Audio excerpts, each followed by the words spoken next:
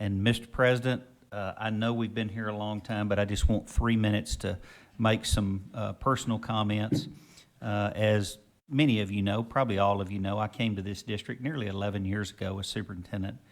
And when I came to this district 11 years ago, I had 3 adult children, 21-year-old, a 25-year-old, and a 26-year-old. In that 11 years, I now have a little less than 11 years. I have a 31-year-old, I have a 35-year-old, and a 36-year-old. And not only do I have those children, I've got 3 in-laws now, and I've got 7 grandchildren in that 10 and a half years. But my family is really unique, and some of you know this story. And I do have a point.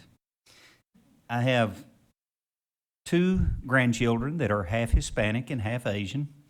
I have 2 grandchildren that are half Asian and half Caucasian. I have 1 grandchild that is half Caucasian and half African American.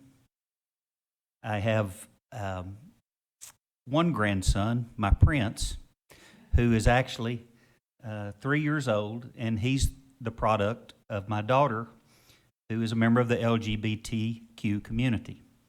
So I have a true modern family. And I may be missing one. I don't know. And you know, yeah, I'll be in trouble. But I can tell you, and the point I'm trying to make is 10 and a half years ago, I never dreamed my family would look like my family looks. That was not what, I grew up in a small town in East Texas. That's not what I thought my family would look like. But my family turned out just like it was supposed to.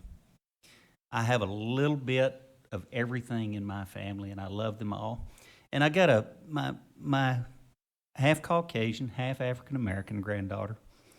When she was in school, she saw someone that looked like her, and that made a difference in her life.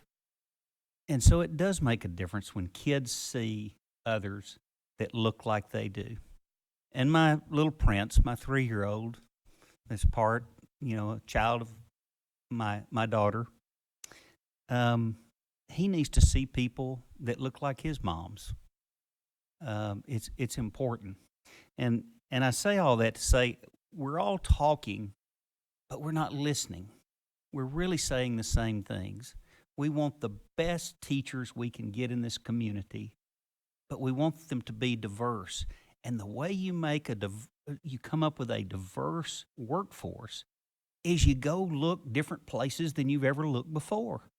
You go to Prairie View A&M, you go to Texas Southern, you go to the Valley, you go to places where there are people that are the best, and they can come back here and give us that diversity we want, and they can be the best like other people want.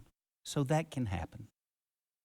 And then I'm going to finish my thoughts with this. Mr. Jackson makes it very clear that the board is the policy arm of the school district, and the superintendent is in charge of running the day-to-day operations of the district. When any of the people that I'm responsible for hurt, I hurt. And to our African American employees, I'm so sorry that you've hurt the last few days, and I apologize that you've hurt. And I'll do my best to make sure that that does not occur again. Thank you.